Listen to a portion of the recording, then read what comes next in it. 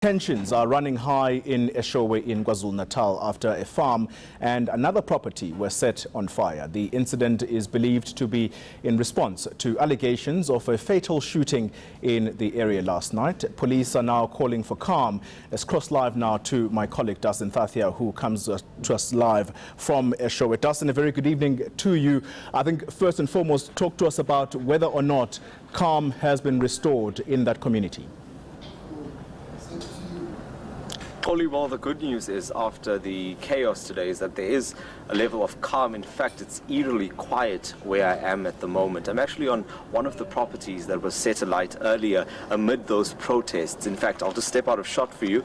You'll just take a look at the back end of this property and all of this equipment just lying around here. You'll see that this building above here is almost completely wrecked, much like the farmhouse which is on the other side of this property.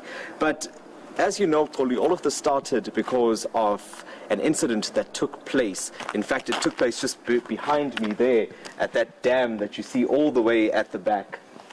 And what we understand is that there was a man that was fishing there with some friends. His name is Kulu, and he was fishing there on Tuesday.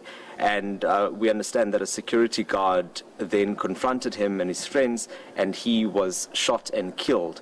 And that security guard has since been arrested. But Koli, I also had the opportunity to speak to Siphamandla's family as well, just very briefly over the phone. I'm hoping to see them a bit later tonight. And his sister related the story to me.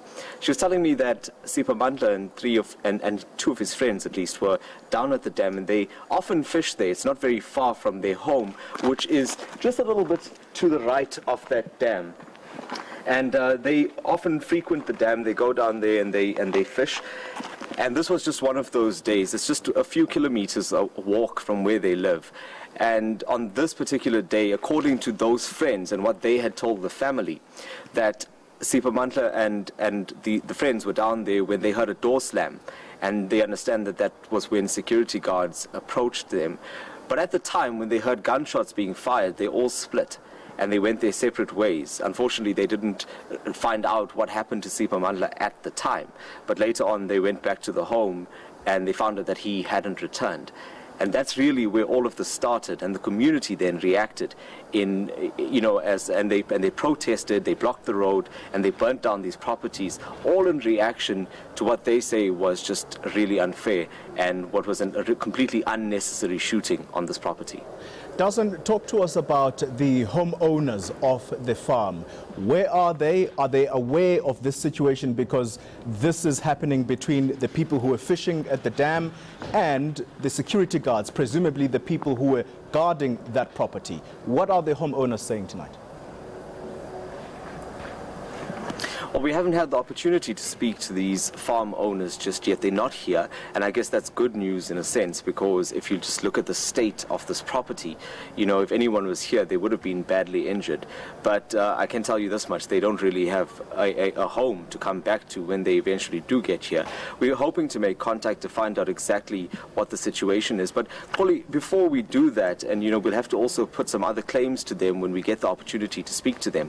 Because when I was talking to Siphamandla Kulu's family, his sister was saying that there has been a history of this kind of relationship between some farmers and community members. In fact, she said to me on the phone that there was an incident last year. This is something that I still need to verify with police as well as the farmers and other community members. But she claimed that there was an incident last year where a boy was beaten by a farmer and he was killed. And she says that there has been a certain degree of tension between the community and farmers as a result of that. So when this incident came to light, this is when the community reacted.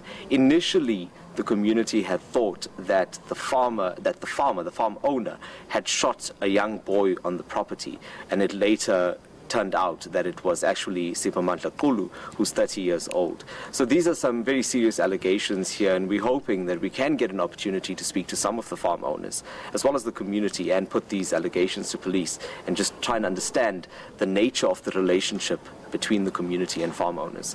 All right, thank you very much. That's my colleague Dasen Thathiah coming to us live from Eshowe.